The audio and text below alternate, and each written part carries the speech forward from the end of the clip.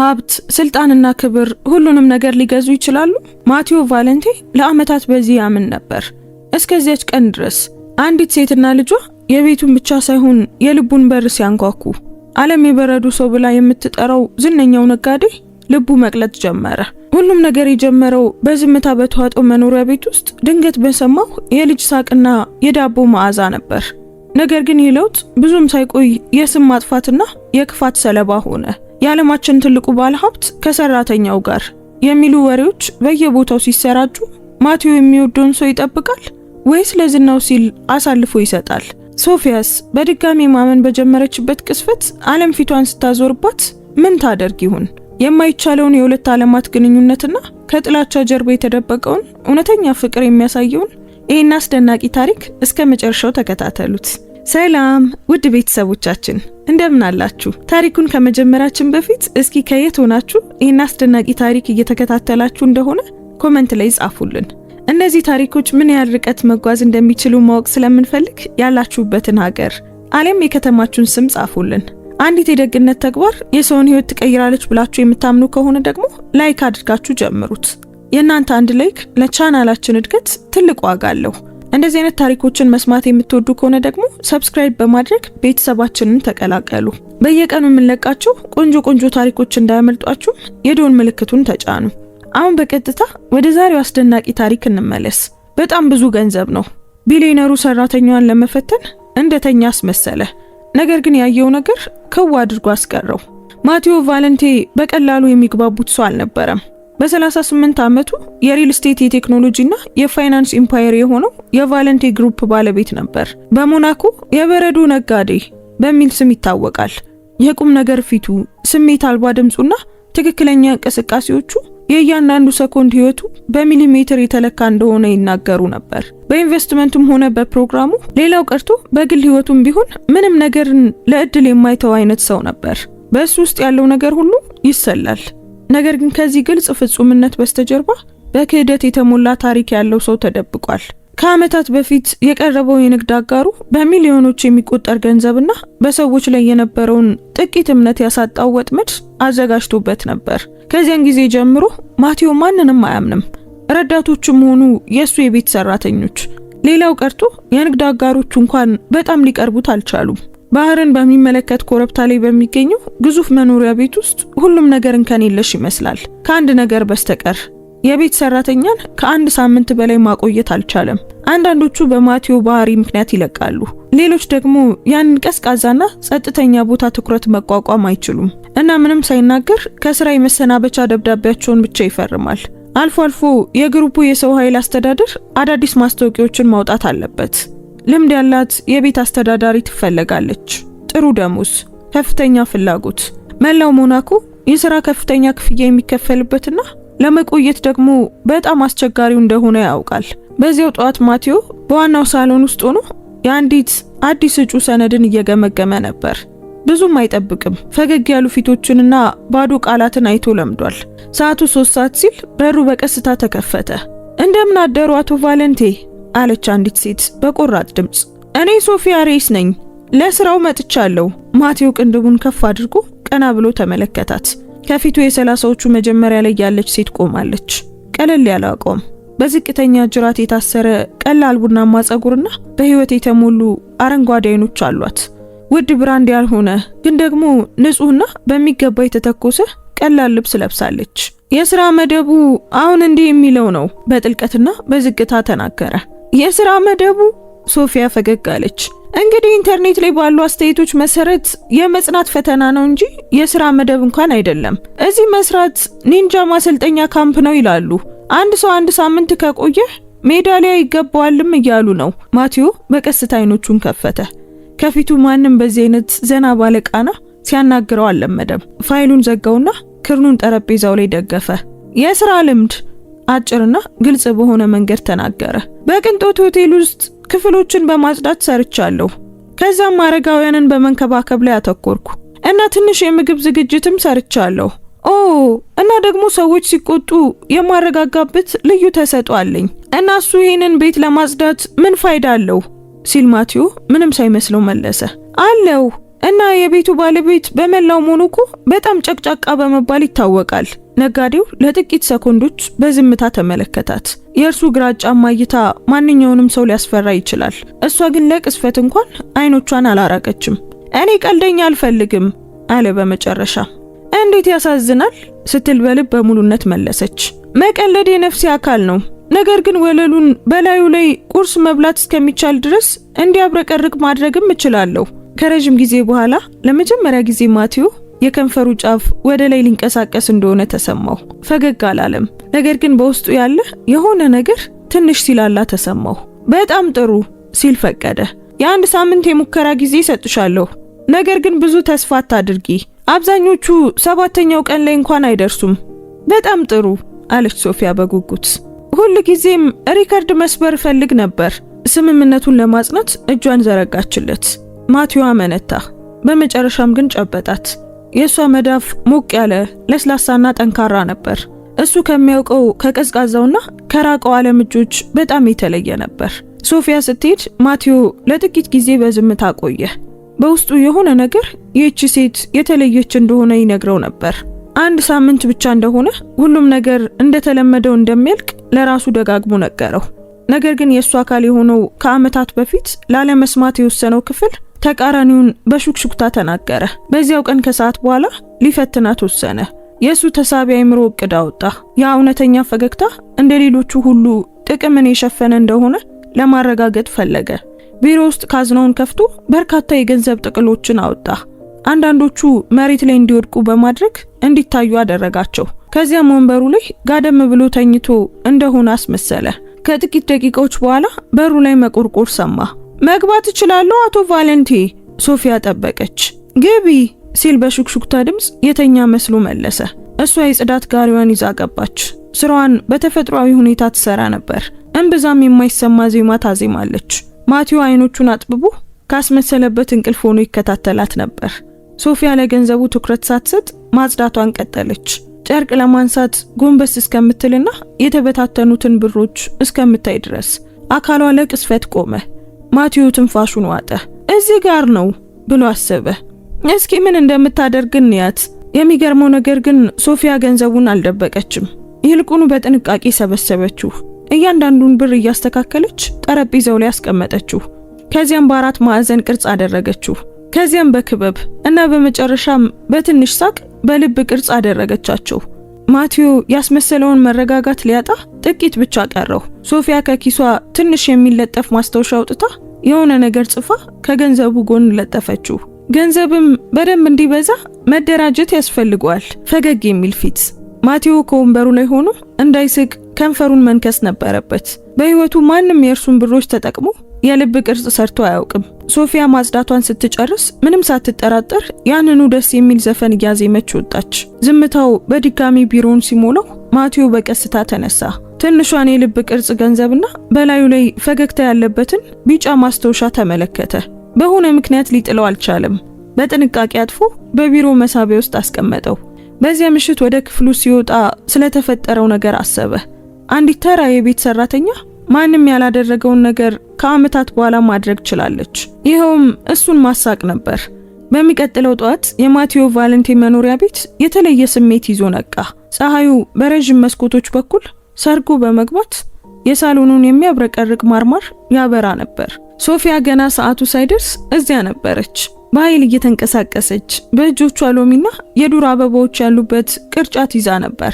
ማቲዮ በዋናው ኮሪደር ስታልፍ በንጹህ ጥቁር ሰማያዊ ዩኒፎርሟና በዚያ ረጋ ባለ ፈገግታዋ ሲያት ቅንድቡን ከመቋጠር ሊቆጠብ አልቻለም። ከስራ ሰዓትሽ 13 ደቂቃ ቀድመሽ መተሻል ሲል ሰዓቱን እያየ ተናገረ።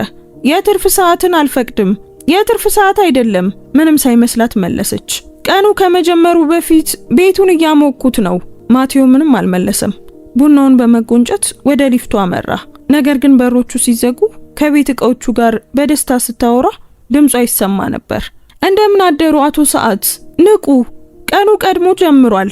አንቺም ምንጣፍ እባክሽ ዛሬ ተጨማሪ አቧራ አታውጪ። ነጋዴው ራሱን ወዘወዘ። ነገር ግን በውስጡ የሆነ ነገር ከፍላጎቱ ውጪ እንዲፈግግ አደረገው። በጧቱ ሶፊያ እንደ ትኩስ አየር ሽውታ በእያንዳንዱ የቤቱ ጥግ ትንቀሳቀስ ነበር። ወጥ ቤት ውስጥ በእስክሪብቶ የተጻፉ አዳዲስ ህጎችን የያዘ ማስታወሻ ለጠፈች። አንደኛ፣ እጅህን ታጠብ። ሁለተኛ፣ ቢያንስ አንድ ጊዜ ፈገግ በል። ሶስተኛ፣ ድስቶቹን እንዲከፉ አታድርጋቸው። ማቴዎ ሲገባ ማስታወሻውን አነበበና ቅንድቡን ከፍ አድርጎ ተመለከታት። ለምንድነው በጠረጴዛው መሃል ሎሚ የተደረገው? ሲል በቢጫ ፍራፍሬ የተሞላውን ዕቃ እየተመለከተ ጠየቀ። ምክንያቱም ቢጫ ቀለም አይምሮ ህይወት ያን ያህል መጥፎ እንዳልሆነች እንዲያምን ያደርጋል ስትል በተፈጥሯዊ ሁኔታ መለሰች። በተጨማሪም ሎሚ መጥፎ ሽታንና መጥፎ ስሜትን ይስባል። ይህ የኔ ሳይንሳዊ የደስታ ስሪት ነው። ሳይንስሽን ከምክንያታዊነት ይልቅ ስሜታዊነት ይበዛበታል ሲል አይኑን ሳይነቅል መለሰ። ስሜቶችም ሳይንስ ናቸው፣ ነገር ግን ከሀብታሞች ገንዘብ አያገኙም አለች ፈገግ ብላ ወደ ስራዋ ከመመለሷ በፊት። ማቴዎ ምን እንደሚመልስ አላወቀም። አንድ ሰው ያለምንም አለመከበር እንዲህ በነፃነት ሊያናግረው መቻሉ ግራ አጋብቶታል። ሊወጣ ሲል ከኩሽና የሚመጣ ለስላሳ ሙዚቃ ሰማ። እሱ እንደለመደው ክላሲካል ሳይሆን እግርን የሚያንቀሳቅስ ደስ የሚል ዜማ ነበር። በሩ ላይ ቆሞ ተመለከተ። ሶፊያ ነጭ ሽርጥ በወገቧ ላይ አስራ ለፓንኬክ የሚሆን ድብልቅ እያማሰለች በቀስታ ትሽከረከር ነበር። የመምቻው ድምፅ፣ የቅቤው ሽታ እና የፀሐይ ብርሃን በገዛ ቤት ውስጥ መቼም አየዋለሁ ብሎ ያላሰበውን ትዕይንት ፈጥሯል። እያያት እንደሆነ ስታውቅ ደነገጠች። አይ እዚህ እንዳሉ እኮ አላየሁትም አቶ ቫለንቴ፣ አሁኑኑ ሙዚቃውን አጠፋለሁ አለች እየተጣደፈች። ተይው ሲል አቋረጣት። ፓንኬክ እየሰራሽ ነው? አነስተኛ ስኳርና ብዙ ተስፋ ያለው ስሪት ነው ስትል ቀለደች። አንዱን ገልብጠው ማየት ይፈልጋሉ? ለዚህ ጊዜ የለኝም። ብዙ ሚሊዮን የሚቆጠር ድርጅት ያስተዳድራሉ። እርግጠኛ ነኝ ማንኪያ መያዝ ይችላሉ አይደል? ስትል መለሰች። በፈገግታ መሳሪያውን አቀበለችው። ማቴዎ በጥርጣሬ ተቀበላት። በድስት ውስጥ እየተንተከተከ ያለውን ድብልቅ ተመለከተና ልክ እንደ ትልቅ ንግድ ትክክለኛውን እንቅስቃሴ ለመቁጠር ሞከረ። በልቡ ቆጠረና የእጁን አንጓ አዞረ። ፓንኬኩ በረረ። በግማሽ ተገለበጠና በድስቱ ጠርዝ ላይ ታጥፎ ግማሹ መሬት ላይ ግማሹ ደግሞ ድስት ውስጥ አረፈ። ሶፊያ ሳቋን ለመቆጣጠር እጇን አፏ ላይ አደረገች። በጣም ጥሩ አመፀኛ ፓንኬክ ነው። ህግ መጣስ ይወዳል። ማቴዎ ቁም ነገረኛ ለመምሰል ትንሽ አሳለ። የድስቱን ጠርዝ እንደገና እንዲቀርጹ ታደርጋለሁ ሲል አጉረመረመ። ወይም ደግሞ ልምምድ ማድረግ ይችላሉ ስትል መለሰችለት። የወደቀውን በቀስታ አነሳች። የሚቀጥለው ጊዜ ሪትሙን ይከተሉ።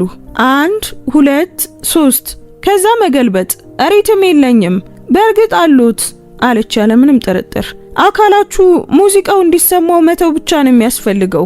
እሱ ሳይመለከታት ነገር ግን ሳያውቀው እጁ በጠረጴዛው ላይ በሙዚቃው ምት በቀስታ እየመታ ነበር። ወዲያውኑ እጁን አነሳ። አዩ ሶፊያ ፈገግ አለች። ሪትም አለውት ብዬውት ነበር። ማቴዎ እንዳልሰማት ለመምሰል ሞከረ። ነገር ግን የሷ ሳቅ ቀኑን ሙሉ በጆሮ ውስጥ ያስተጋባ ነበር። በኋላ ላይ በዋናው ኮሪደር ላይ ሲራመድ ከሮቦት ቫኪዩም ክሊነር ጋር ስታወራ በማየቱ ተገረመ። እስኪ አቶ ጽዳት፣ ያኛው ጥግ የቤቱ አሳዛኝ ክፍል ነው። በፍቅር እለፈው። አዎ ማቴዎ አላመነም። ለቫኪዩም ክሊነሩ እያወራሽለት ነው? በእርግጥ አዋቂዎች የሚሰሙት ወደ ደስ የሚሉ እቃዎች ስትቀይራቸው ብቻ ነው። ሮቦቱም እንዲሁ በተሻለ ሁኔታ ምላሽ ይሰጣል ይሆናል ብዬ አሰብኩ። እኔን ግን ወደ ቁስ መቀየር አያስፈልግሽም ሲል እጆቹን አጣጥፎ መለሰ። እንግዲያውስ ይህን ይስሙ አለች በቀጥታ እያየችው። ያለምንም ሪፖርት አንድ ከሰዓት በኋላ እንዲያሳልፉ አዝሎታለሁ። አንድ ብቻ ቤቶ መሳቅ ያስፈልገዋል። ማቴዎ በመገረምና ግራ በመጋባት ተመለከታት። ማንም በዚህ መልኩ እሱን አያናግረውም ነበር። አስብበታለሁ በመጨረሻም መለሰ። በጣም ጥሩ፣ እንደዚያ ከሆነ ነፃ ትኬት ትሰጦታለሁ አለች ከኪሷ ትንሽ ወረቀት አውጥታ። ለአንድ ሳቅና ለአንድ ብርጭቆ ሎሚ ጭማቂ የሚያገለግል ነው። የሚያበቃበት ቀን የለውም። እሱ ሳያውቀው ተቀበላት። ጣቶቹ የሷን ጣቶች ለሰከንድ እንዲነኩ ፈቀደ። በኋላ ላይ ወደ ቢሮ ሲመለስ ወረቀቱን ጠረጴዛው ላይ ያገኘው እና ለምን እንደሆነ በትክክል ባያውቀውም አልጣለውም ነበር። ከገንዘብ ልቡና ከቢጫው ማስታወሻ አጠገብ አስቀመጠው። 2 ትናንሽ የማይረቡ ነገሮች፣ ነገር ግን ቤቱን በገንዘብ ሊገዛ በማይችል ነገር ሞሉት። ከሰዓት በኋላ ከቤተ መጻሕፍቱ የተለየ ድምጽ ሰማ። ያልተስተካከሉ፣ የተዘበራረቁ ግን ደግሞ ህያው የፒያኖ ድምጾች። በቀጥታ ቀረበ እና ሶፊያ ከመሳሪያው አጠገብ ቆማ ቁልፎቹን በጉጉት ስትነካ አያት። ፒያኖ ትጫወቻለሽ ሲል ከበሩ ቆሞ ጠየቃት። ትንሽ ደነገጠች። ቁልፎቹን እጫናለሁ እንበል። መጫወት ገና በድርድር ላይ ነው። ያ ፒያኖ ለአመታት አልተነካም አለ ማቴዎ እየገባ። ድምጽ ስላልተስተካከለ ማንም አይጫወተውም። ይልቁኑ አዝኖ ነው ስትል በየዋህነት መለሰች። እቃዎችም ማንም ጠቃሚ እንደሆኑ እንዳይሰማቸው ሲያደርጋቸው ይጠፋሉ፣ ያዝናሉ። መስኮቶቹን በከፍታቸው ይከፈውታል። መጽሐፍት እና ፒያኖችም ፀሐይ ያስፈልጋቸዋል። ማቴዎ ለጥቂት ሰኮንዶች ተመለከታት። ንግግሯ ተገዳዳሪ አልነበረም፣ ቀላልና እውነተኛ ነበር። እሺ፣ ግን ቀጥተኛ የፀሐይ ብርሃን ጥንታዊ መጽሐፍትን እንዳይጎዳ ተጠንቀቂ በለስላሳው መለሰ። የመጋረጃ ባርኔጣ አደርግላችኋለሁ ስትል ቀለደች። ለመጀመሪያ ጊዜ ትንሽ ሳቅ አወጣ። ሶፊያ ያለምንም ቃል በፈገግታ መለሰችለት እና በዚያች አጭር ግንኙነት መላው መኖሪያ ቤት የሚተነፍስ መሰለ።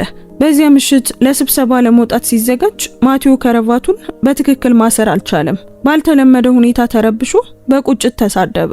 በዚያን ጊዜ ሶፊያ በኮሪደሩ ስታልፍ ቆመች። ልረዳዎት እችላለሁ ስትል ጠየቀች። ማቴዎ አመነታ፣ ቢሆንም ግን ተስማማ።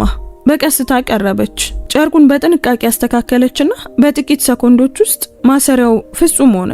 አባቴ ወደ ማታ ስራው ከመሄዱ በፊት ስረዳው ነበር ማሰር የተማርኩት ስትል ገለጸች። ጥሩ የታሰረ ከረቫት ድፍረት ይሰጣል ይል ነበር። በእጆቿ ላይ ያለው የሳሙና መዓዛና ቅርበት ማቴዎ ትንፋሹን እንዲወጣ አደረገው። እሷ ስትጨርስ ፈቀቅ ብላ በረጋ መንፈስ ፈገግ አለች። ተጠናቋል። አሁን ስልጣን ያለው ሰው ይመስላሉ። ቀድሞውኑ ስልጣን አለኝ አለ በቁም ነገር፣ ምንም እንኳን እይታው ቢለሰልስም። እንግዲያውስ ጥቂት ለስላሳነት ይጨምሩበት ስትል መለሰች፣ ትከሻውን በቀስታ እየመታችው። ማቴዎ ስትሄድ ተመለከታት።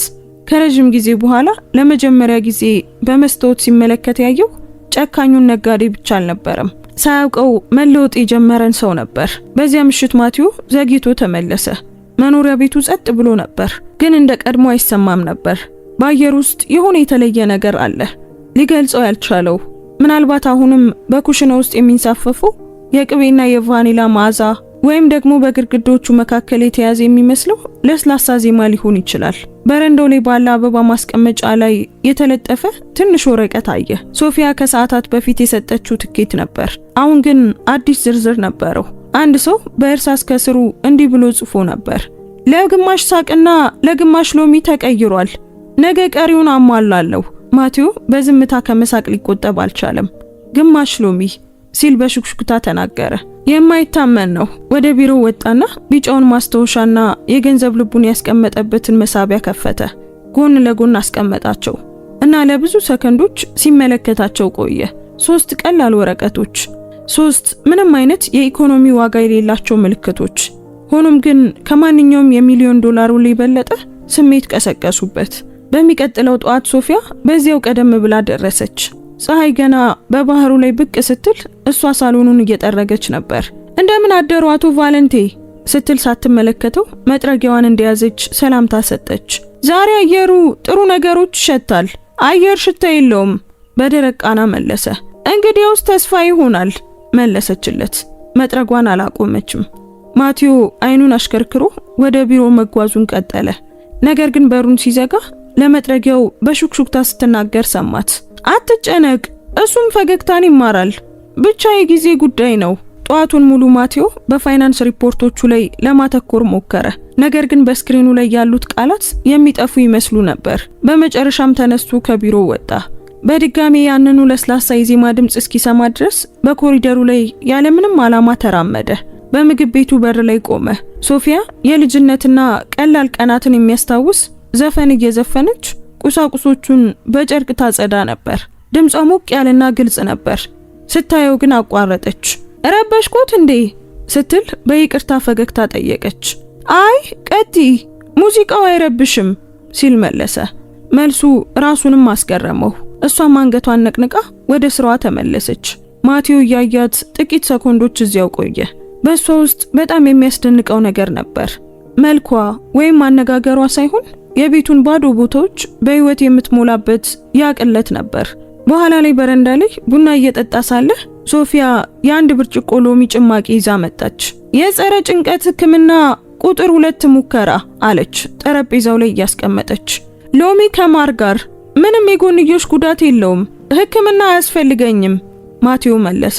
ምንም እንኳን ብርጭቆን ሳያስበው ቢወስደውም በእርግጥ ያስፈልጎታል። ሁሉም ብቻቸውን የሚኖሩ ሰዎች ያስፈልጋቸዋል። እኔ ብቻዬን አልኖርም ሲል በጥቂቱ ተቆጥቦ መለሰ።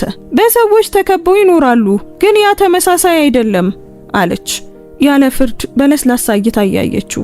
አንዳንድ ጊዜ የሰራተኛ ሰራዊት ኖሮትም አሁንም የብቸኝነት ስሜት ሊሰማውት ይችላል። ማቴዎ ዝም አለ።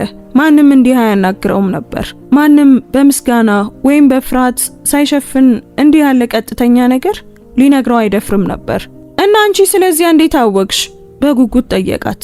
ምክንያቱም እኔም ለረጅም ጊዜ ብቻዬን ነበርኩ ስትል በቀላሉ መለሰች። ትከሻዋን ሰበሰበች። የተከተለው ዝምታ የማይመች አልነበረም። ከቃላት በላይ ከሚናገሩት ዝምታዎች አንዱ ነበር። ቀናት አለፉ እና በመኖሪያ ቤት ውስጥ ያለው ለውጥ ግልጽ ሆነ። መጋረጃዎች ቀኑን ሙሉ ዝግ አይሆኑም ነበር። መብራቶችም ቀድሞ ይበራሉ። ቀደም ሲል በጣም ቀዝቃዛ ይመስል የነበረው አየር አሁን አዲስ የተጋገረ ዳቦና የአበባ ሽታን ይሸታል። ማቴዎ ቀደም ሲል የማያስተውላቸውን ነገሮች ማግኘት ጀመረ። ከበረንዳው የሚሰማው የባህር ድምጽ፣ ከተወለወለ በኋላ የወለሉ ማንጸባረቅና ከሁሉም በላይ ደግሞ የቤቱ አካል የሆነው የሚያስተጋባው ሳቅ። አንድ ቀን ከስብሰባ ሲመለስ አትክልቶቹ መሃል ጎንበስ ብላ አገኛት። እዚያ ውጪ ምን እያደረግሽ ነው ሲል ከበር ሆኖ ጠየቀ። እየተከልኩ ነው ስትል ቀና ሳትል መለሰች። ሁሉም ነገር ግራጫ በሆነበት ቤት ውስጥ ደስተኛ አበባዎች አይኖሩም። አዲስ የአትክልት ስራን የፈቀድኩ አይመስለኝም። አልፈቀዱም፣ ካልወደዱት ግን አነሳዋለሁ። ማቴዎ እጆቹን አጣጥፎ እና ምን እየተከልሽ ነው? ደስታዎች፣ ስማቸው እንዲህ ነው ስትል እየሳቀች መለሰች። ትናንሽ አበባዎች ናቸው፣ ግን ማንኛውንም የአየር ሁኔታ ይቋቋማሉ። እጃቸውን ስለማይሰጡ ወዳቸዋለሁ። እሱ ለተጨማሪ ጥቂት ሰኮንዶች ተመለከታት እና ለምን እንደሆነ ሳይታወቅ ከሷ አጠገብ ጎንበስ አለ። ትንሽ አካፋ ወስዶ መሬቱን መቆፈር ጀመረ። ሶፊያ በመገረም ተመለከተችው። እኔ እየረዳሁሽ፣ ከዛም ደግሞ እየተቆጣጠርኩሽ ነው ሲል በግማሽ ፈገግታ አረመው። በእርግጥ እጆ ባፈር ተሞልቶ መቆጣጠር፣ ይሄ በእርግጥ አዲስ ነገር ነው። ጥሩ ነው አለች እየሳቀች። ማቴዎ እይታውን አዞረ፣ ግን ፈገግታውን መደበቅ አልቻለም። በዚያ ምሽት በክፍል ውስጥ ኮቱን ሲያወልቅ በእጅጌው ላይ የአፈር እድፍ እንዳለ አየ። ነካውና ለጥቂት ጊዜ የሶፊያን ሳቅ፣ በአበቦቹ ላይ ያለውን ፀሐይ እና በአፈር ውስጥ የሚሰሩትን እጆች አስታወሰ። አንድ እንግዳ ነገር ተሰማው፣ ሰላም። በሚቀጥለው ቀን የሆነ ነገር ተቀየረ። ከብዙ ዓመታት በኋላ ለመጀመሪያ ጊዜ ማቴዎ በምሳ ሰዓት ቤት ለመቆየት ወሰነ። ወደ ምግብ ቤቱ ወረደና ሶስት ስታዘጋጅ አገኛት። ዛሬ ራስሽ እንደምታበሲ አላውቅም ነበር ሲል አስተያየቱን ሰጠ። ተመስጦ ሲመጣልኝ አደርገዋለሁ እና ዛሬ ፍላጎቴ ወደ ሶስ ጋብዞኛል። እና ያ ምን አይነት ሶስ ነው? ዱባ በክሬም ነው ስትል መለሰች፣ ድስቱን እያማሰለች። የአቶ ቫለንቴ ልዩ ሙያ ምንድን ነው ስትል ጠየቀች። ቀና ብላ በብልሃት እያየችው ነበር። ትዕዛዝ መስጠት አለሱም ያለምንም ጥርጥር። እንግዲያውስ ዛሬ የተለየ ነገር ይሞክሩ፣ ትዕዛዝ መቀበል፣ ቁጭ ይበሉና ይጠብቁ ስትል አዘዘችው በፈገግታ። እሱ በሚያስገርም ሁኔታ ያለምንም ክርክር ታዘዘ። ከደቂቃዎች በኋላ ሶፊያ ሁለት የሚተነፍሱ ሳህኖችን አቀረበችና ከፊቱ ተቀመጠች። ልታጅብኝ አቅደሻል ሲል ማቴዎ ጠየቀ። ግራ ተጋብቶ ነበር። ካልከፋውት ብቻውን መብላት ጣዕሙን ያበላሸዋል። ማቴዎ ሶሱን ቀመሰው። ትኩስ ክሬም ያለውና ልክ በልክ ጣፋጭ ነበር። ጥሩ ነው ሲል አመነ። ከጥቂት ሰኮንዶች በኋላ ጥሩ ብቻ ስትል ደገመችው በውሸት ተቀይማ። ከፓንኬኩ የበለጠ ጥረት አድርጌያለሁ። እንግዲያውስ በጣም ጥሩ ነው እንበል ሲል አረመ። ፈገግታውን መቆጣጠር አቅቶት ነበር። አዎ እንደዛ ይሻላል አለች በርካታ። አጠገቤ የሚስቅ ሰው ሲኖር መብላት የበለጠ ይጣፍጣል። ምግቡ ቀለል ወዳለ ጨዋታ ተቀየረ። ስለ ትናንሽ ነገሮች ተነጋገሩ። ስለ ምግብ አሰራር፣ ስለ አየሩ ሁኔታ፣ ስለ ጎረቤት ወሬዎች። ነገር ግን ሲጨርሱ ማቴዎ አንድ አስፈላጊ ነገር ተረዳ። እንዲህ ያለ ምንም ማስመሰል፣ ያለ ውጥረት፣ ያለ ንግድ ሳያስቡ ጨዋታ ካደረገ በጣም ቆይቷል። በዚያ ምሽት ወደ ቢሮ ወጣ። መሳቢያውን ከፈተና ቢጫዋን ማስታወሻ አገኛት። አነሳት። ለአንድ አፍታ ተመለከታትና መልሶ እዛው አኖራት። ነገር ግን በዚህ ጊዜ በጥንቃቄ ነበር። ልክ እንደ አንድ ውድ ነገር ወንበሩ ላይ ጋደም አለና ትንፋሹን ለቀቀ። ህይወት ሁል ጊዜ የስብሰባዎች፣ የቁጥሮችና የስትራቴጂዎች ተከታታይነት ነበር። አሁን የሆነ ነገር ተቀይሯል። ምንም እንኳን በከፍተኛ ድምጽ ባያምነውም ያለውት ስምና አረንጓዴ አይኖች ነበሩት። ማቴዎ ሳያውቀው ቀናቶች አለፉ። ያ በሚሊሜትር የተለካው ልማዱ ጥንካሬውን ማጣት ጀመረ። አሁን በየ10 ደቂቃው ሰዓቱን አይመለከትም ወይም ኮምፒውተሩ ፊት ምሳ አይበላም። አሁን ሳያስበው የጽዳት ጋሪውን ድምጽ ወይም ደግሞ ከኩሽናው የሚዘፍን ድምጽ ለመስማት ይጠባበቃል። ሶፊያ የማይቀየር መገኘት ሆናለች። ነገር ግን በግዴታ ሳይሆን ቦታውን በገንዘብ ሊገዛ በማይችል ነገር ስለሞላችው ነው። ያ የማይታሰበውን ነገር አሳክታለታለች። ይሄውም በቫለንቲ መኖሪያ ቤት ውስጥ የቤት ድምጽ እንዲሰማው ማድረግ ነበር።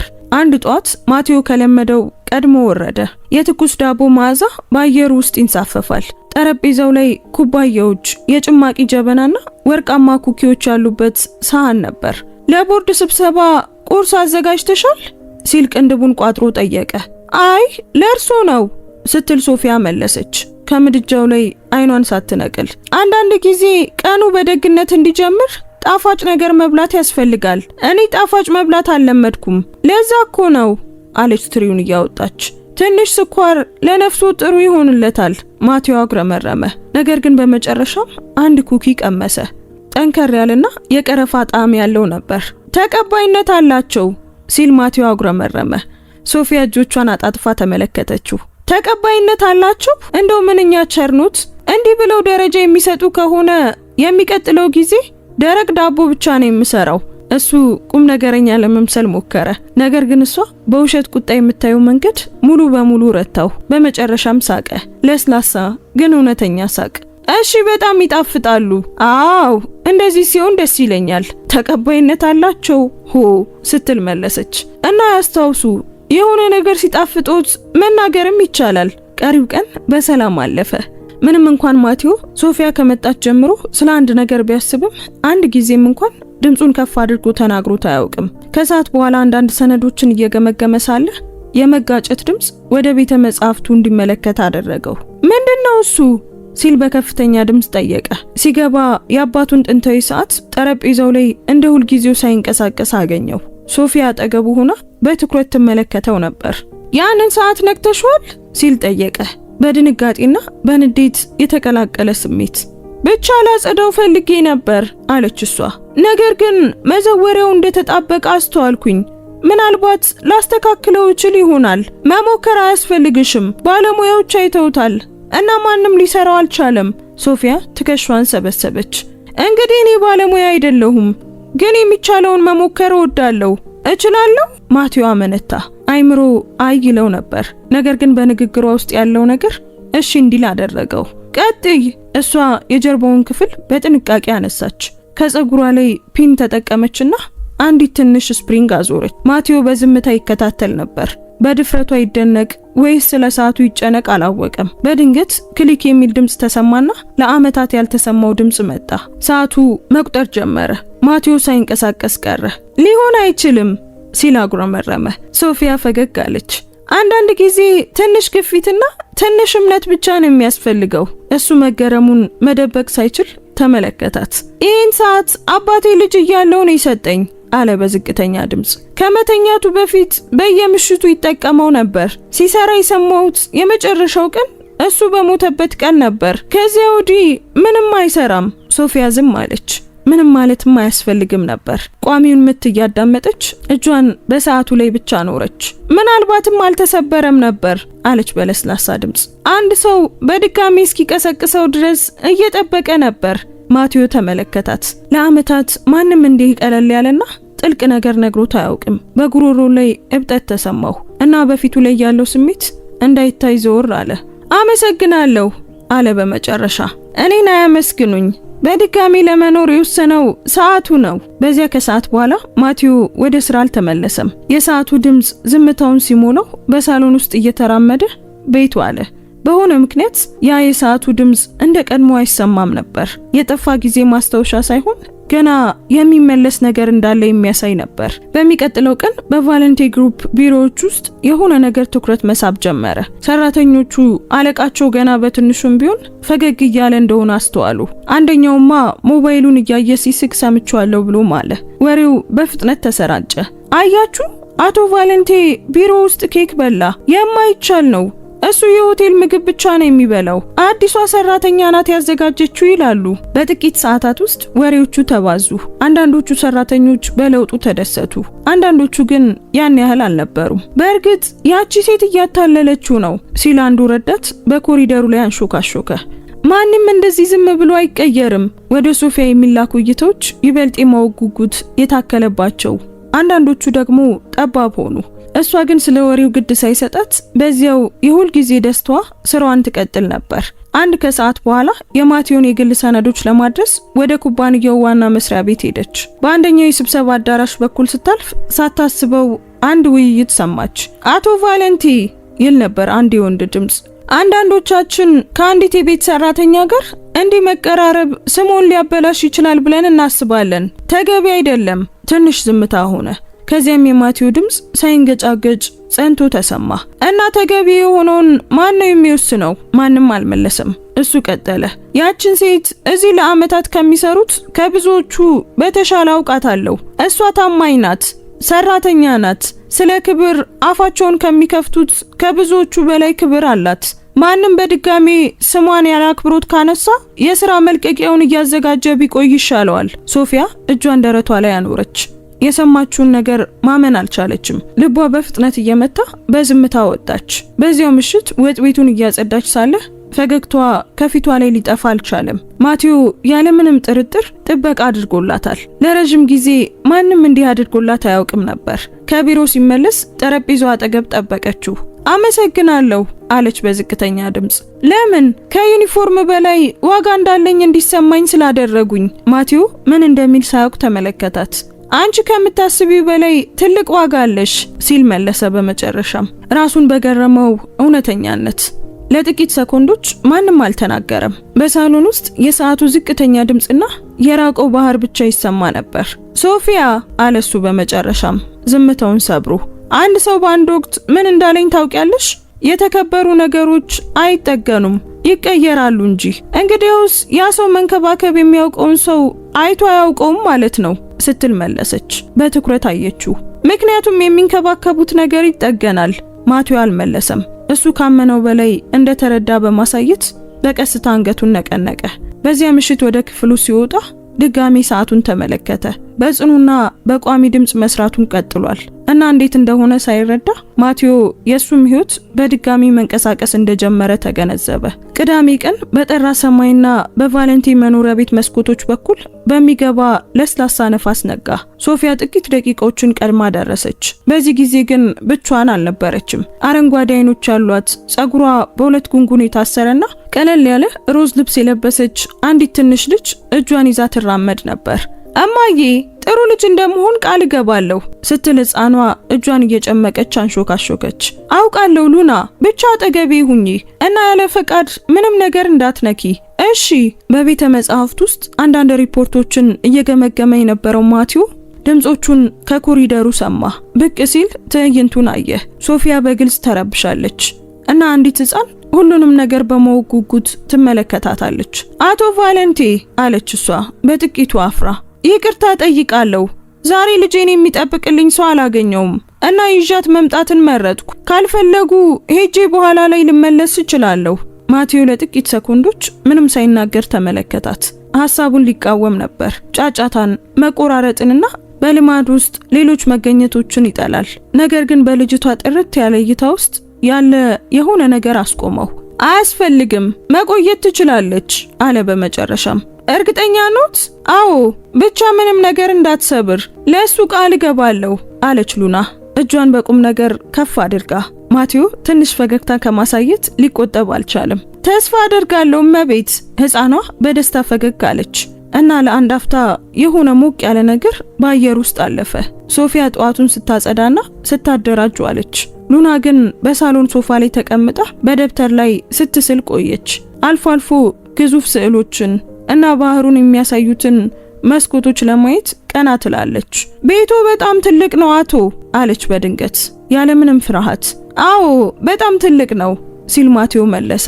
አይኑን ከመጽሐፉ ላይ አልነቀለም። እና እዚህ ብቸኝነት አይሰማውትም ስትል ገና ማጣሪያዎችን በማያውቅ ንጹህ ልጅነት ጠየቀች። ማቴዎ ቀና ብሎ አየ። ሕፃኗ በእውነተኛ የማወቅ ጉጉት ትመለከተው ነበር። ብቸኝነት መጥፎ ነገር አይደለም ሲል በተለካ ቃናው መለሰ። ዝምታ ማለት ነው። ሉና እያሰበች አንገቷን ነቀነቀች። እናቴ ዝምታ የሚያምረው አንድ ሰው ሲጋራው ብቻ ነው ትላለች። ማቴዎ ለጥቂት ሰኮንዶች ዝም አለ። ከዚያም ለምን እንደሆነ ሳያውቅ ትንሽ ሳቅ አወጣ። እናቴ ለሁሉም ነገር መልስ አላት አይደል? አዎ፣ ግን አንዳንዴ እሷም ትሳሳታለች አለች ሕፃኗ በተፈጥሯዊ ሁኔታ። ይህም ሶፊያ ከኩሽና ሆና እንድትስቅ አደረጋት። ሁሉም ነገር ጥሩ የሚመስል ነበር። ነገር ግን ከሰዓት በኋላ የተሰበረ ብርጭቆ ድምፅ ጸጥታውን ሰበረው። ማቴዎ ወዲያውኑ ተነስቶ ወደ ሳሎን ሄደ። መሬት ላይ ጠረጴዛውን ያስጌጥ የነበረው የክሪስታል አበባ ማስቀመጫ ተሰብሮ ነበር እና አጠገቡ ሉና አይኖቿ በእንባ ተሞልተው ቆማለች። ሉና ብላ ጮኸች ሶፊያ ወደ እሷ እየሮጠች። ሉና ምን አደረግሽ? አበቦቹን በቅርብ ማየት ፈልጌ ብቻ ነው አለች ሕፃኗ እየተንተባተበች። የኔ ጥፋት አይደለም፣ ራሱ ወደቀ። ማቴዎ በቀስታ ቀረበ። አልጮኸም፣ ቅንድቡንም አልቋጠረም። ከፊቱ ያለውን ጥፋት ብቻ ተመለከተ። የአበባ ማስቀመጫ የእናቱ ነበር። ሁልጊዜም ሳይነካ የሚጠብቀው ትዝታ ነበር። ሶፊያ ተረብሻ ቆመች። በጣም አዝናለሁ አቶ ቫለንቴ፣ ለአበባ ማስቀመጫው ከፍላለሁ፣ ቃል እገባለሁ። እሱ ሳይመልስ ግን ሉና ተንበረከከችና የአበቦቹን ቅጠሎች መሰብሰብ ጀመረች። አትንኪው አለች ሶፊያ በፍጥነት። የብርጭቆ ስብርባሪዎች አሉ፣ ይቆርጥሻል። አይ እማዬ፣ ላስተካክለው ፈልጋለሁ ስትል ሕፃኗ ለእድሜዋ በማይመጥን ቁም ነገር መለሰች። ያልተጎዱትን አጋዳዎች ወስዳ በአቅራቢያው ባለ መደርደሪያ ላይ ትንሽ በትንሽ የአበባ ማስቀመጫ ውስጥ አኖረቻቸው። ከዚያም ትላልቆቹን ስብርባሪዎች ሰብስባ ከአዲሶቹ አበቦች አጠገብ በጥንቃቄ አኖረቻቸው። እዚህ ጋር አለች ገና በትንሹ ፈገግ እያለች። አሁን እንደ ቀድሞ አበባ ማስቀመጫ አይደለም። አሁን ግን ድጋሜ የተነሳው አበባ ማስቀመጫ ይባላል። ዝምታ ቦታውን ወረረው። ሶፊያ ማልቀስ ወይም መሳቅ እንዳለባት አላወቀችም። ማቴዎ በበኩሉ በመገረምና በየዋህነት ተመለከታት። በመጨረሻም ከልጅቷ ቁመት ጋር እኩል እስኪሆን ድረስ ጎንበስ አለ። እና ለምን ያ ስም ተሰጠው ሲል ከወትሮ በተለየ ለስላሳ ድምፅ ጠየቀ። ምክንያቱም የሆነ ነገር ሲሰበር አይጣልም፣ በሌላ መንገድ ተመልሶ ይገነባል። ይሄም ደግሞ ያምራል። ማቴዎ በትኩረት ተመለከታት።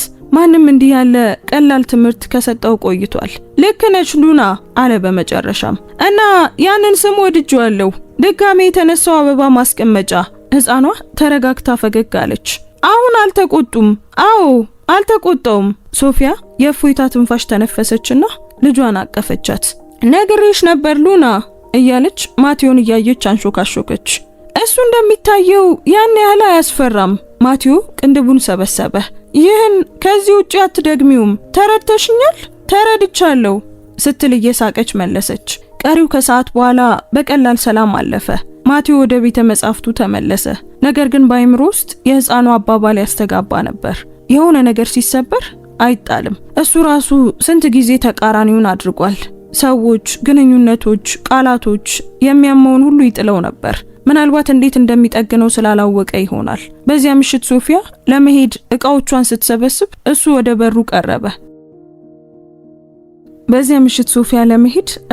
ስትሰበስብ እሱ ወደ በሩ ቀረበ። ሶፊያ አለ በጥልቀት። ልጅሽ ብልህ ናት አውቃለሁ ስትል መለሰች በደከመ ግን ደግሞ በጣም የማወቅ ጉጉት ባለው ፈገግታ። አንዳንዴ እኔም የማልረዳቸውን ነገሮች ትናገራለች።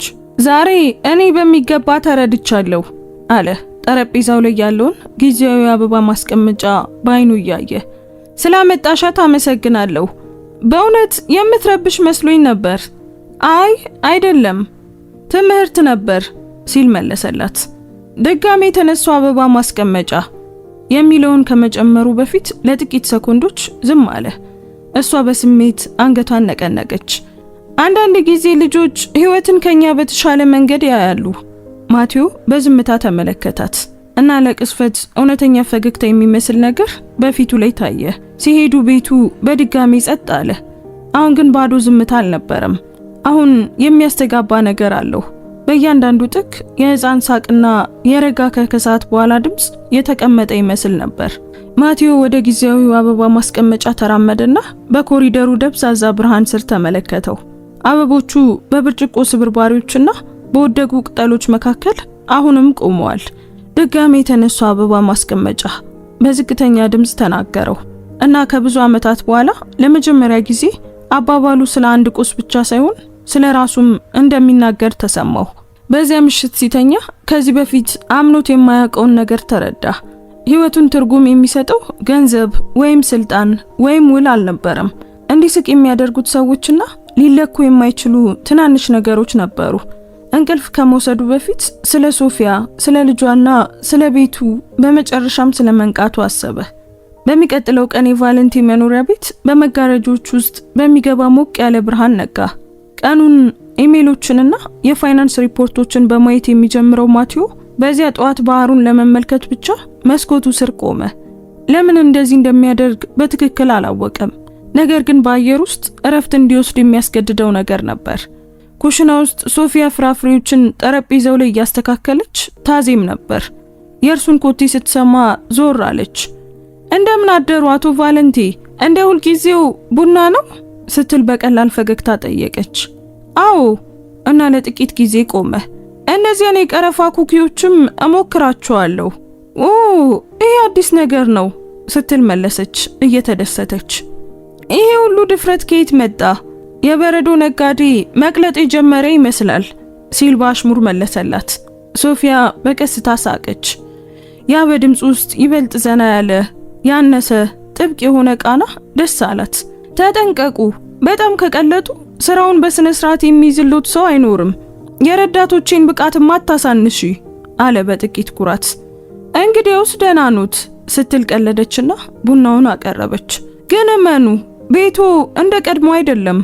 ማቴዎ ወዲያውኑ አልመለሰም። ዙሪያውን ተመለከተ። እውነት ነበር። በአበባ ማስቀመጫው ውስጥ ያሉት አበቦች፣ ክፍት የሆኑት መጋረጃዎች፣ የዳቦ ሽታ፣ ሁሉም የተለየ ስሜት ይሰጣል። አዎ ሲል አመነ በመጨረሻም። እና ይሄ ጥሩ ይሁን መጥፎ አላውቅም፣ እሱ እንዳመለካከቱ ይወሰናል ስትል በተፈጥሯዊ ሁኔታ መለሰች። አንዳንድ ጊዜ ለውጥ ያስፈራል፣ ምክንያቱም እንደ ማጣት ስለሚሰማ፣ ግን በእውነቱ የተሻለ ነገር መጀመሪያ ነው። ማቴዎ በትኩረት ተመለከታት።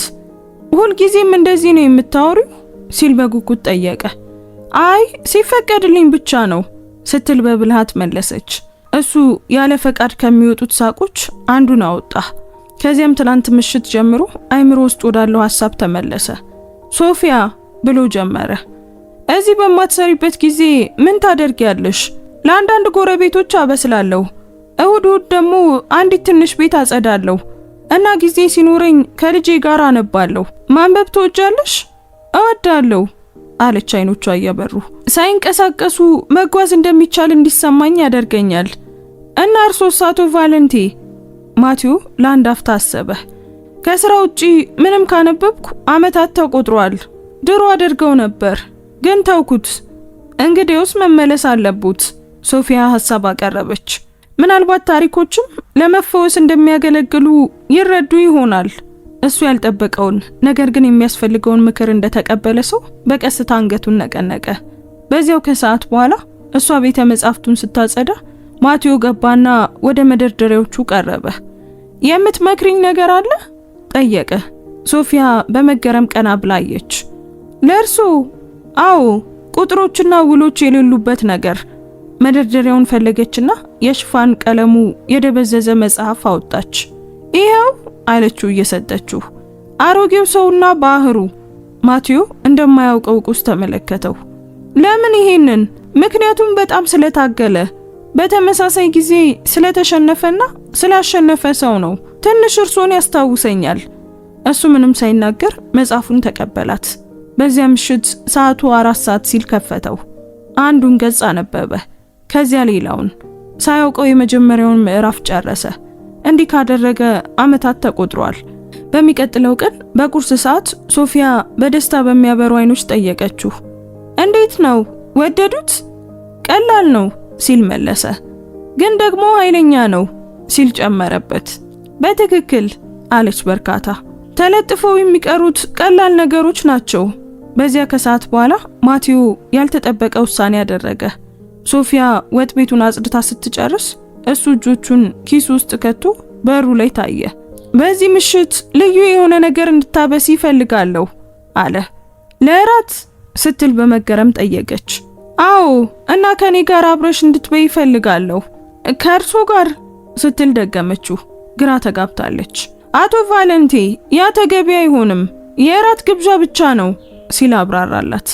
የዚህም ቤት ድምፅ ስለመለስሽልኝ እንደ ማመስገኛ ቁጠሪው። ሶፊያ መነታች። ከዚያም በቀስታ አንገቷን ነቀነቀች። እሺ፣ ግን የሼፍ ምግብ እንዳይጠብቁ። እኔ ለነፍስ የሚሆን ምግብ ነው የምሰራው፣ ለጋዜጣ የሚሆን አይደለም። ማቲው ትንሽ ፈገግ አለ። እኔ እሱን ነው የምፈልገው። ከሰዓቱ በመዓዛና በድብልቅ ሳቆች መካከል አለፈ። ከቢሮ ሆኖ እሷ ኩሽና ውስጥ ስትንቀሳቀስ ይሰማው ነበር። ግብአቶችን ስታዘጋጅ ታዚም ነበር። በመጨረሻም ወደ ራት ክፍሉ ሲወርድ ድባቡ ተቀይሮ ነበር። ቀላል ጠረጴዛ፣ የተለኮሰ ሻማና በማር የተጠበሰ የዶሮ ስጋ። ለጋዜጣ የሚሆን ምግብ አልሰራም ስትይ ያጋነንሽ መስሎኝ ነበር ሲል ቁጭ ብሎ አስተያየት ሰጠ። አስቀድሜ ነግሬውታለሁ ስትል መለሰች እየቀለደች። ግን ከመፍረዱ በፊት እስኪ ይቅመሱት። ማቲው አንድ ቁራጭ ቆረሰ። ቀመሰውና ለጥቂት ሰኮንዶች ዝም አለ። በጣም ይጣፍጣል። እንደዛ የሚሉት ስለ ራቦት ነው። አይ እውነት ስለሆነ ነው። ሳቀችና የውሃ ብርጭቆችን አነሳች። በህይወት ውስጥ ለሁሉም ነገር የላቀ መለያ ሊሰጠው አይገባም። አንዳንዴ የሆነ ነገር ፈገግ ካደረገ በቃ ይበቃል። ማቲው በትኩረት ተመለከታት። በንግግሯ ውስጥ ያለምንም ጥረት መከላከያውን የሚያፈርስ የሆነ ነገር ነበር። ሁል ጊዜም የሁሉንም ነገር ጥሩ ጎን ነው የምታየው ሲል ጠየቃት። አይ ሁል ጊዜም አይደለም፣ ግን እሞክራለሁ አለች ትከሻዋን እየሰበቀች። አንድ ሰው መጥፎ ላይ ብቻ ካተኮረ ጥሩ ነገር መኖሩንም ጭምር ይረሳል። ጨዋታው በተፈጥሯዊ ሁኔታ ቀጠለ። ስለ መጽሐፍት፣ ስለ ሙዚቃ፣ አልፎ ተርፎም ስለ ምግብ ተነጋገሩ። ማቲው ከአንድ ጊዜ በላይ ሲስቅ ራሱን አገኘው። በራት ወቅት እንዲህ ሲስቅ ትዝ አይለውም። ሲጨርሱ ሶፊያ ሰሃኖቹን ለማንሳት ተነሳች። እሱ ግን አስቆማት። ተይው አላት። ዛሬ አለቃና ሰራተኛ የለም። በደንብ የተመገቡ ሁለት ሰዎች ብቻ ናቸው። እሷ ምን እንደምትመልስ ሳታውቅ ዝም ብላ ተመለከተችው። በዚያ ቅስፈት ያራቅ ያለ ሰው እንደ ቀድሞ አለመሆኑን ተረዳች። በአይኖቹ ውስጥ አዲስ ነገር ነበር፣ ቀድሞ ያልነበረ ብርሃን። የቀጠለው ዝምታ የማይመች አልነበረም። እንዲሁም ያለምንም ጥድፊያ የሚጀምር ነገር ለስላሴ ነበረው። በዚያ ምሽት ማቲው ወደ ክፍሉ ሲወጣ የመስታወት ፊት ቆመ። ከረቫቱ በጥቂቱ ዞሯል። ፊቱ ላይ ደግሞ ለአመታት አይቶት የማያውቀው እርጋታ ይታያል። ሶፊያ የመረጠችውን መጽሐፍ አነሳና ከመተኛቱ በፊት አንዲት አረፍተ ነገር በዝቅተኛ ድምፅ አነበበ። ሰው ለሽንፈት አልተፈጠረም።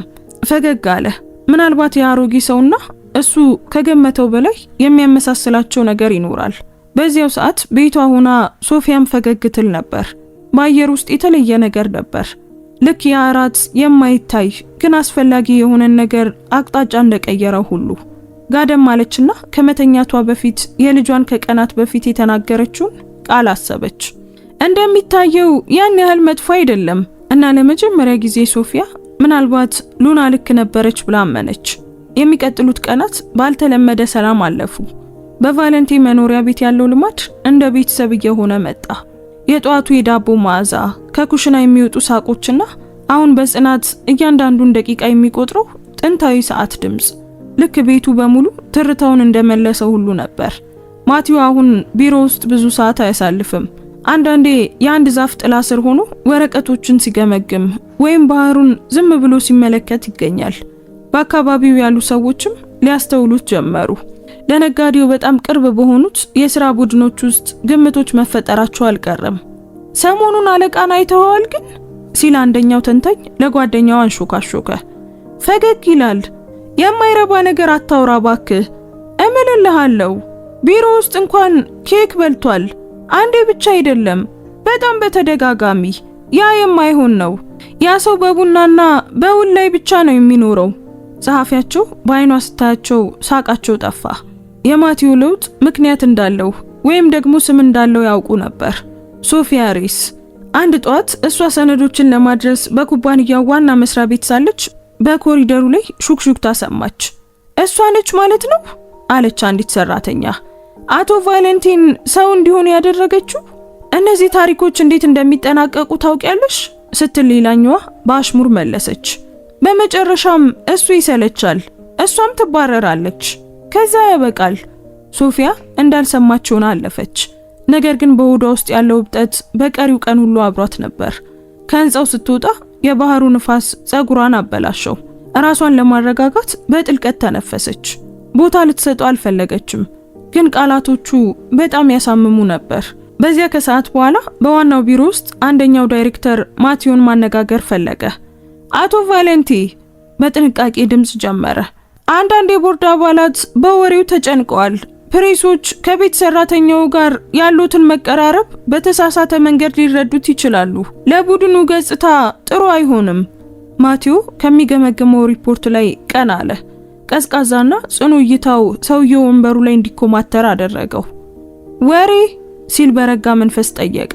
ብቻ አስተያየቶች ናቸው፣ ግን ሊታሰቡባቸው ይገባል።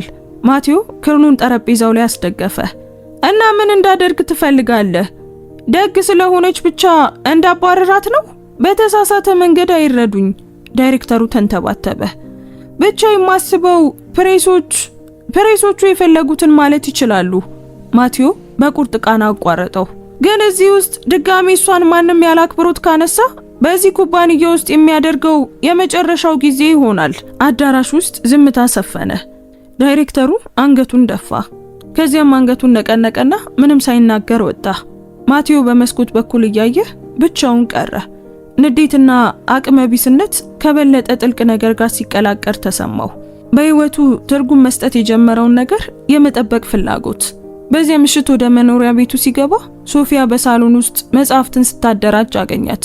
ሁሉም ነገር ሰላም ነው ስትል ጠየቀች። ፊቱን አይታ ሊፈታ የማይችል ነገር የለም፣ ሰዎች ከሚገባቸው በላይ ማውራታቸው ነው። ስለምን ስትል በጥንቃቄ ጠየቀች። ስለ አንቺና ስለ እኔ በቀጥታ መለሰላት። ሶፊያ በዝምታ ተመለከተችው። እንግዲያውስ እኔ ብሄድ ይሻላል አቶ ቫለንቲ፣ ለእርሶ ችግር መሆን አልፈልግም። ማቲዮ ቅንድቡን ቋጠረ። ያንን ድጋሚ አልሰማም። በወሬ ምክንያት ማንም አይሄድም፣ ግን ሰዎች ሁል ጊዜ ያወራሉ ስትል መለሰች በእርጋታ። እና ይሄ የእርሶን ስም ቢጎዳስ? መቼ ነው ስለ ስሜ እንዲመጨነቅ የጀመርሽው? ከወትሮ ድምጹን ከፍ አድርጎ ጠየቃት። ሶፊያ በጥልቀት ተነፈሰች። ምክንያቱም ህይወትን በጥረት መገንባት ምን ያህል ዋጋ እንደሚያስከፍል አውቃለሁ፣ እና የእርሶ የሆነ ነገር እንዲፈርስ ምክንያት መሆን አልፈልግም። ማቲዮ በትኩረት ተመለከታት። በህይወቴ የሚፈርስ ነገር ካለ በአንቺ ጥፋት አይሆንም። ምናልባት ለመጀመሪያ ጊዜ በእውነት ዋጋ ላለው ነገር ይሆናል። ቃላቱ በአየር ውስጥ ተንሳፈፉ። ሶፊያ የሚሰማትን ስሜት መደበቅ ሳትችል አንገቷን ደፋች። ምን እንደምል አላውቅም ስትል አንሾካሾከች። እንግዲያውስ ምንም አትበይ ሲል ይበልጥ ረክቶ መለሰ። ብቻ ተቀመጪ። የሚቀጥሉት ቀናት ወሬዎቹ ቀጠሉ። ማቲዮ ችላ ለማለት ቢሞክርም ፕሬሶች ሳይሰሙ አልቀሩም። አንድ ቀን እኩለ ቀን ላይ ጸሐፊው በጭንቀት ወደ ቢሮ ገባች። የሆነ ነገር አሳትመዋል። በአካባቢው ጋዜጣ የፊት ገጽ ላይ አንድ ፎቶ ይታያል። ማቲዮ ፓርክ ውስጥ ሳር ላይ ከሶፊያና ከሉና ጋር ተቀምጦ ሶስቱም ፈገግ ብለዋል። ርዕሱ ግልጽ ነበር። የሞናኮ ቀዝቃዛ ነጋዴ በሚስጥር ህይወት አስገረመ። ማቲዮ ጋዜጣውን ጣለውና ለአንድ አፍታ አይኑን ጨፈነ። በዚያ ቀን ፎቶ አንሺዎችን እንዳየ አያስታውስም፣ ግን ምስሉ እውነተኛ ነበር። ከሁሉም በላይ ደግሞ ሁሉም እውነተኛ ደስተኞች ይመስሉ ነበር። ስልኩ መጮህ ጀመረ። አንደኛው የቦርድ አባል ነበር። ማቲዮ ምን እየሆነ ነው? ይሄ ከቁጥጥር ውጪ እየሆነ ነው። የቡድኑ ስም ደህንነቱ የተጠበቀ ነው ሲል በጽኑ ድምጽ መለሰ። እሱን እኔ ይዟለሁ። እና ያችን ሴት ታባረራታለህ? ማቲዮ እጁን ጨበጠ። አላባረራትም። እና ሌላ ሰው ይሄን ጥያቄ ከደገመ እሱን አባረረዋለሁ። መልስ ሳይጠብቅ ዘጋው። ከዚያ ከሰዓት በኋላ ወደ ቤት ሲገባ ሶፊያ የሆነውን አውቃ ነበር። ዜናው በየቦታው ተሰራጭቶ ነበር። በሩ አጠገብ በገረጣ ፊትና በረጠቡ አይኖች ተጠብቀው ነበር። አቶ ቫለንቲ ጀመረች። ይሄ በጣም ርቆ ሄዷል። ለእርሱ ችግር መሆን አልፈልግም። ስራ ለቃለሁ። ማቲዮ ወደሷ አንድ እርምጃ ተጠጋ። ያንን አትበይ፣ ትክክለኛው ነገር ግን እሱ ነው። ይሄ ቅሌታ አያስፈልጎትም። ሰዎች አይረዱም እና እኔ የእርሱ ዓለም ሰው አይደለሁም። ሶፊያ ሲል አቋረጣት። ማንም ሊቃወመው በማይችል ጽናት ነበር። አንቺ መሆን የምትፈልጊበት ቦታ ነሽ። እሷን በዋን ለመቆጣጠር እየሞከረች አንገቷን ደፋች። እና በእኔ ጥፋት ሁሉም ነገር ቢፈርስስ ያንን ድጋሚ እንገነባዋለን አለ ያለምንም ማቅማማት። ልክ እንደዛ ድጋሚ እንደተነሳው አበባ ማስቀመጫ። ሶፊያ ቀና ብላየችና በአይኖቹ ውስጥ የረታትን እርግጠኝነት አየች። ለአንድ አፍታ ዝምታው ቤቱን በድጋሚ ወረረው። ሞቅ ያለ ዝምታ። ልክ ግድግዳዎቹ ራሳቸው ምን እየሆነ እንደሆነ እንደተረዱ ሁሉ። ሉና በኮሪደሩ ላይ ስዕል ይዛ ብቅ አለች።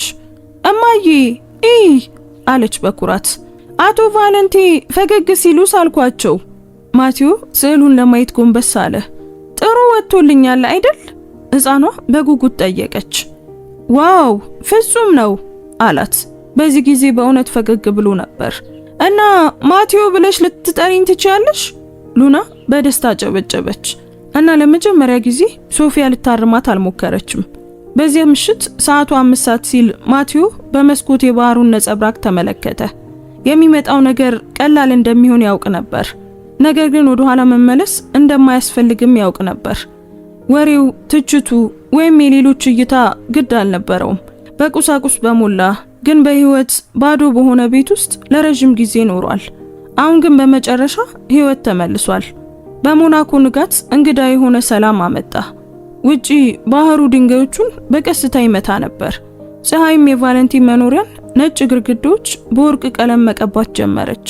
ውስጥ ዝምታው እንደ ቀድሞ ከባድና ቀዝቃዛ አልነበረም። ከማዕበል በኋላ በሰላም የሚተነፍሱ ሰዎች ዝምታ ነበር። ሶፊያ ኩሽና ውስጥ ቡና ታዘጋጅ ነበር። ሐሳቧን ለማደራጀት እንደምትሞክር ሁሉ ማንኪያውን በቀስታ ታንቀሳቅስ ነበር። ጠረጴዛው ላይ የታጠፈ ጋዜጣ አለ። የፊት ገጹ አሁንም የሷና የማቲዮ እና የሉናን ፎቶ ያሳያል። አስተያየቶቹን ለማንበብ አልደፈረችም። ዓለም ለመፍረድ ስትወስን ጨካኝ ልትሆን እንደምትችል ታውቃለች። ማቲዮ እንደ ሁልጊዜው በጥቁር ልብስና በሰማያዊ ከረቫት ደምቆ በበሩ በኩል ብቅ አለ። ነገር ግን ያ ፊቱ ላይ ፈገግታ የማይደርስበት ነጋዴ ገጽታ አልነበረም። በአይኖቹ ውስጥ አዲስ ነገር፣ ይበልጥ ሰብአዊ የሆነ ነገር ነበር። ዜናውን አላነበብኩም አለች ሶፊያ አይኑን ላለማየት እየሞከረች። እኔ ግን አንብቤዋለሁ ሲል በረጋ መንፈስ መለሰ። እና ለመጀመሪያ ጊዜ ሰዎች ለሚሉት ነገር ግድ አልሰጠኝም። በመገረም ቀና ብላ አየችው። የዳይሬክተሮች ቦርድ የሚያስበው አያሳስበውትም? ለአመታት እነሱን ለማስደሰት ኖሬያለሁ አላት በቀስታ እየተጠጋ። ግን ያተረፍኩት ጥላ መሆንን ብቻ ነው። አሁን በእውነት ዋጋ ያለውን ነገር ድጋሚ ላለማጣት ሲባል ቢያወሩ መርጣለሁ። ሶፊያ ብርጭቋን በእጆቿ ጨመቅ አደረገች። ምን ለማለት እንደፈለጉ አልገባኝም። ማቲዮ በጥልቀት ተነፈሰና አቅሟን በሚያሳጣ እውነተኛነት ተመለከታት። አንቺን ሶፊያ እና ሉናን ወደዚህ ቤት ያመጣችሁትን ህይወት ማለቴ ነው። አይኖቿ እየበሩ በዝምታ ቀረች።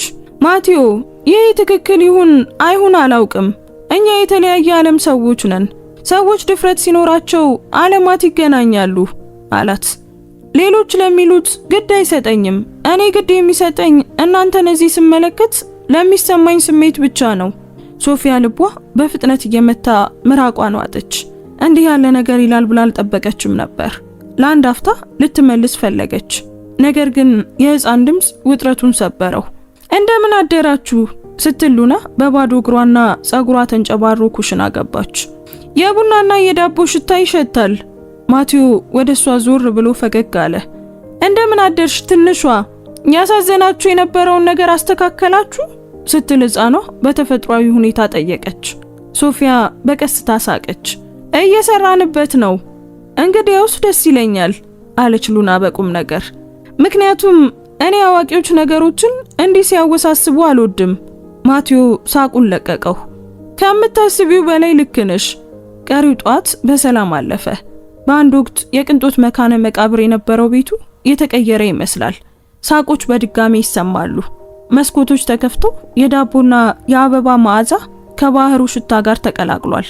በዚያ ከሰዓት በኋላ ማቲዮ ወደ ኩባንያው ላለመሄድ ወሰነ።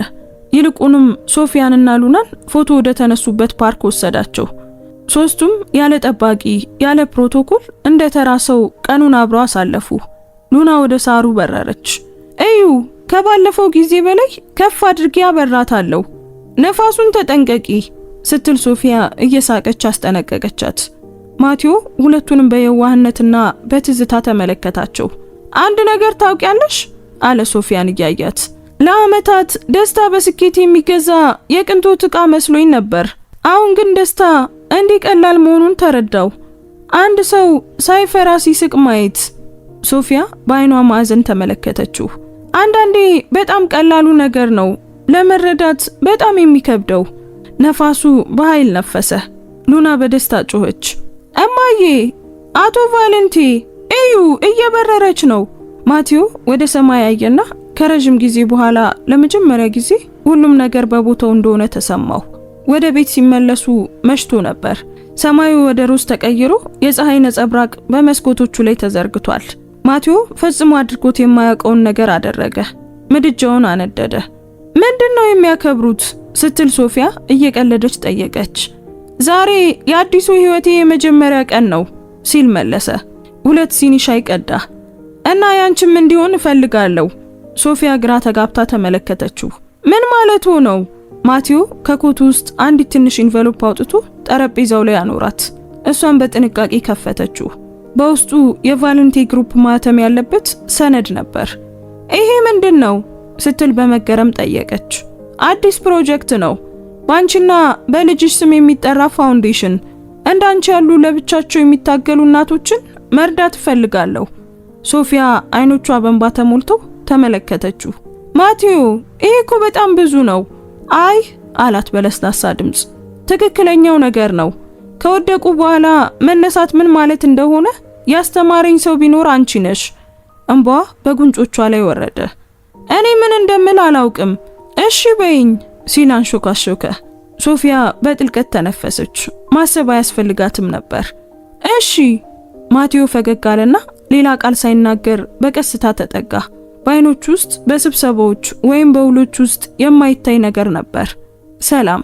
እሳቱ ድምጽ እያሰማ ሲነድ ሰዓቱ አዲሱን ምት ተከትሎ የተለየ የአሁኑን ጊዜ ደቂቃዎች መቁጠሩን ቀጥሏል። በዚያ ምሽት ሉና አሻንጉሊቷን አቅፋ ሶፋው ላይ ተኝታ ቀረች። ማቴዎ በብርድ ልብስ ሸፈናትና ለጥቂት ጊዜ ትዕይንቱን ሲመለከት ቆየ። ሕፃኗ በሰላም ትተነፍሳለች። ፊቷም ዓለምን የማትፈራ ሰው ገጽታ ነበረው። ሶፊያ በዝምታ ተጠጋች።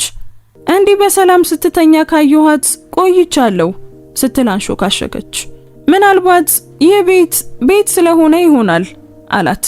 ሶፊያም ተመለከተችውና አንገቷን ነቀነቀች። አዎ ቤት ነው። ማቴዎ በሳሎን ውስጥ ያለውን ሰዓት ቀና ብሎ አየ።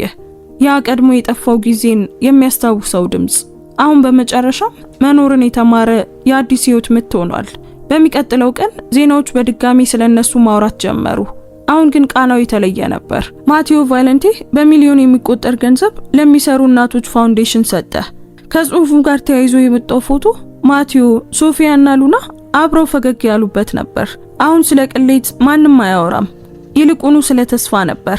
አስተያየቶቹ ተቀይረዋል እና ከነሱ ጋር የሁሉም ሰው አመለካከትም ተቀየረ። ለማቴዎ ግን ያ ከእንግዲህ ግድ አልሰጠውም።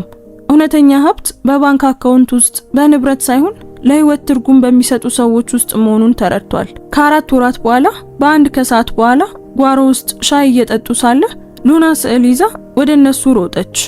እዩ አለች። 3ታችን ነን እና እዚህ ጋር ደግሞ ህፃን አለ። ሶፊያ በመገረም አይኖቿን ከፈተች። ህፃን? ሉና በትልቅ ፈገግታ አንገቷን ነቀነቀች። አዎ ብቸኛ እንዳልሆን። ማቴዎ ስዕሉን በየዋህነት እያየ ሳቀ። ትንሿ ሰዓሊያችን ቤተሰቡን ማሳደግ የፈለገች ይመስላል። ሶፊያ በድንጋጤና በደስታ የተቀላቀለ ስሜት ተመለከተችው። ሉና ሁልጊዜም ቆንጆ ነገሮችን ነው የምታስበው አለ እሱ እጇን በጥንቃቄ ይዞ። እና አንዳንዴ ቆንጆ ነገሮች የሚጀምሩት ልክ እንደዚህ በስዕል ነው። ፀሐይ በጓሮ ላይ ያረፈች ሁሉንም ነገር ለስላሳ ወርቃማ ቀለም ቀባችሁ። አበቦች በንፋሱ ይወዛወዛሉ። አሮጌው ሰዓትም በልምድ በሳቅና በቀላልነት መካከል ለተወለደው ፍቅር ዝምተኛ ምስክር ሆኖ ምቱን መቁጠሩን ቀጥሏል። የቫለንቲን መኖሪያ ቤት ከእንግዲህ የበረዶ ነጋዴ ቤት አልነበረም። አንድ ሰው መሳቅ የተማረበት፣ አንዲት ሴት በድጋሚ ማመን የቻለችበት እና አንዲት ሕፃን ለዓለም የተሰበረ ነገርም ሊያምር እንደሚችል ያስታወሰችበት ቤት ነበር። ውድ ቤተሰቦቻችን የዛሬው ታሪካችን በዚሁ ተጠናቋል። ታሪኩን እንዴት አገኛችሁት? ወደዳችሁት? ምንስ ተማራችሁበት? እስኪ ኮሜንት ላይ ያላችሁን ሐሳብና አስተያየት አስቀምጡልን። እዚህ ድረስ ከሰማችሁትና ከጨረሳችሁትም ጨርሼዋለሁ እያላችሁ ጻፉልን። አንዲት የደግነት ተግባር የሰው ልጅን ሕይወት ትቀይራለች ብላችሁ የምታምኑ ከሆነ ላይክ እና ሼር በማድረግ ብዙ ሰዎች ጋር እንዲደርስና እንዲማሩበት አድርጉ። እንደዚህ አይነት ታሪኮችን መስማት የምትወዱ ከሆነ ደግሞ አሁኑኑ ሰብስክራይብ በማድረግ ቤተሰባችንን ተቀላቀሉ።